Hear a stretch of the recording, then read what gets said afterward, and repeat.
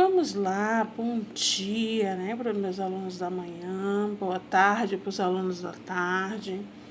Não sei a hora que você está vendo o vídeo, tá? Mas hoje é quarta-feira, dia 20 de outubro de 2021. E aí, a nossa aula de língua portuguesa está lá no nosso livro também, A Prova Brasil, nas páginas 70, 71, 72 e 73. A gente já estudou esse gênero, gente. A gente vai rever ele novamente para ver as principais características que ele tem, né? Os elementos que o compõem, tá? Então, assista o videozinho até o final. Olha lá. Existe uma diferença entre notícia, reportagem, tá? Eles são diferentes, embora eles tratem de um tema relevante para a sociedade, mas eles são diferentes um do outro. Olha só, a notícia, ela informa fatos, ou seja, ela é temporal. Ela é um fato que aconteceu naquele momento, né? É uma coisa que está envolvendo a sociedade ali naquele momento. É uma maneira mais objetiva de falar, ela aponta as razões, os efeitos, a estrutura, ela tem local, né? Então, a notícia, ela é algo como se diz assim, atual, tá? Já a reportagem, ela vai mais a fundo, ela é mais, digamos, mais detalhada, né? Ela faz investigações, ela tece comentários, que também é um ponto diferente da notícia, porque a notícia ela é impessoal, ela não cabe margem de opinião. Já a reportagem é diferente, tá? Ela levanta questões, posicionamentos, ela faz com que o leitor ou com que o ouvinte, com que o receptor, ele levante suas próprias ideias a respeito daquele assunto que foi abordado, tá? Ele discute, ele argumenta. Então, essas são uma das principais diferenças entre notícia e reportagem. Para ficar bem mais claro, a gente vai agora assistir a nossa aulinha lá no nosso coisa do A Prova Brasil, lá na nossa plataforma, tá? A gente vai assistir lá a nossa aulinha de hoje, ok? Falando sobre esse tema, tá? Exemplificando tudo, beleza? Vamos lá para a nossa aulinha de hoje. Olha só, assiste aí.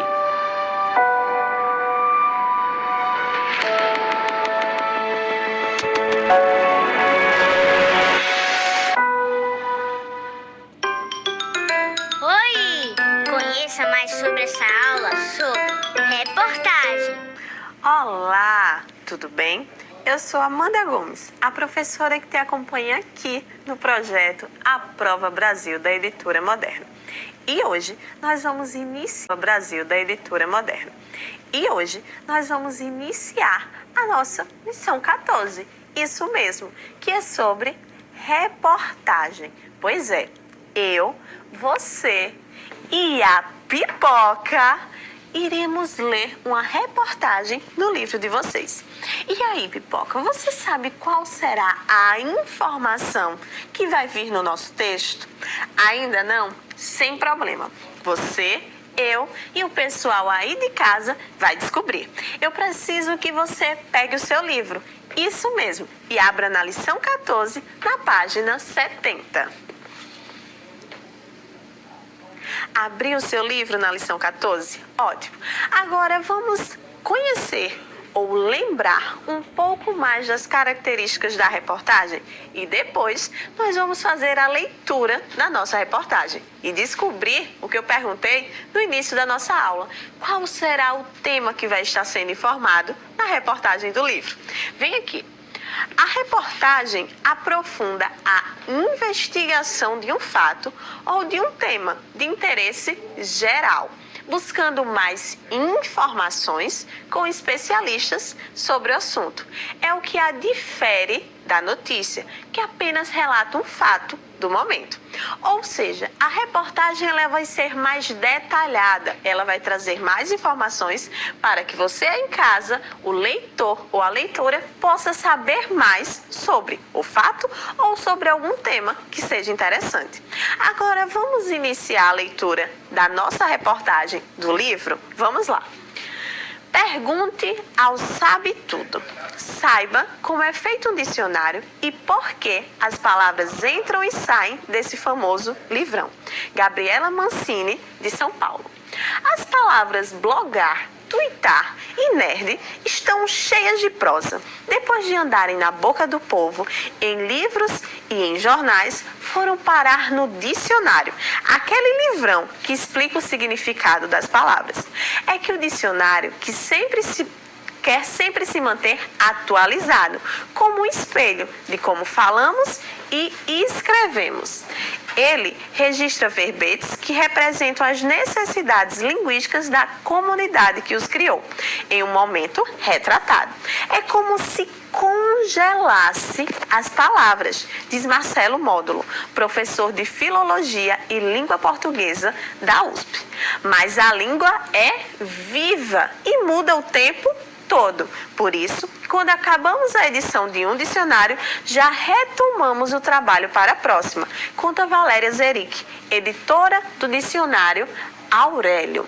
Por exemplo, o Aurélio inclui palavras como bullying, pet shop, balada, chocólatra, band-aid, chefe e tuitar.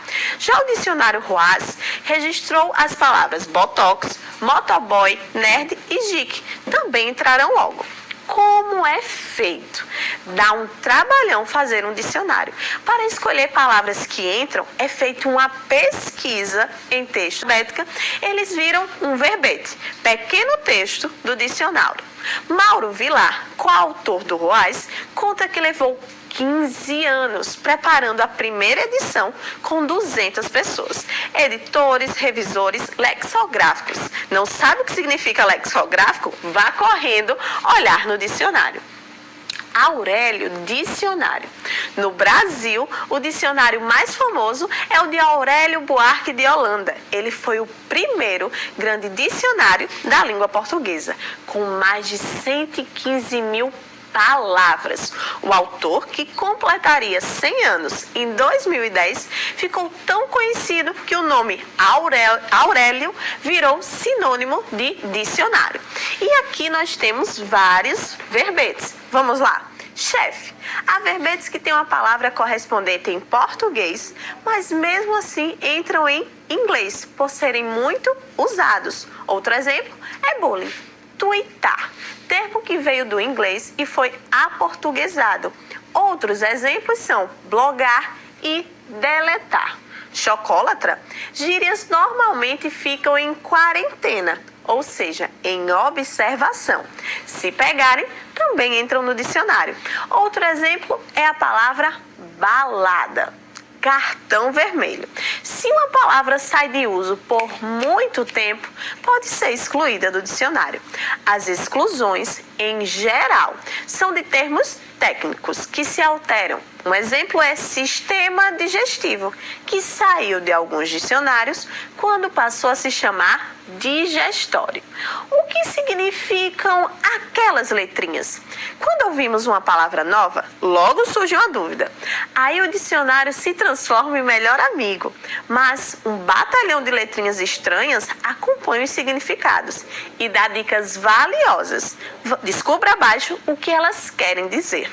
Então, quando nós temos as letrinhas ADG, está se referindo a adjetivo. Por exemplo, feliz, alto, feio. Pronome, por exemplo, eu, ele, você. SF é substantivo feminino. Por exemplo, casa, árvore, arara. SM, substantivo masculino.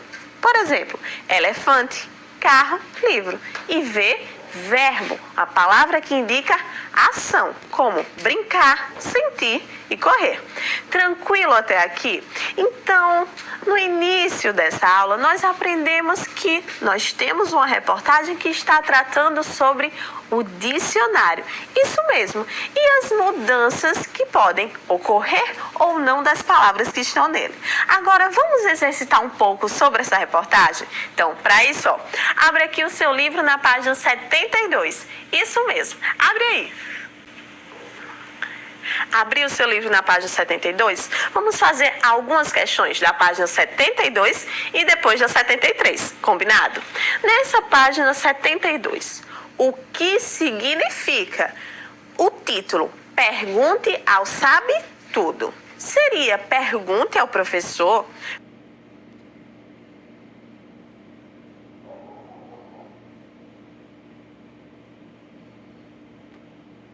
Então, vamos continuar lá na nossa atividade. Olha só, quando ele diz aqui, pergunte ao sabe tudo, ele quer perguntar a quem?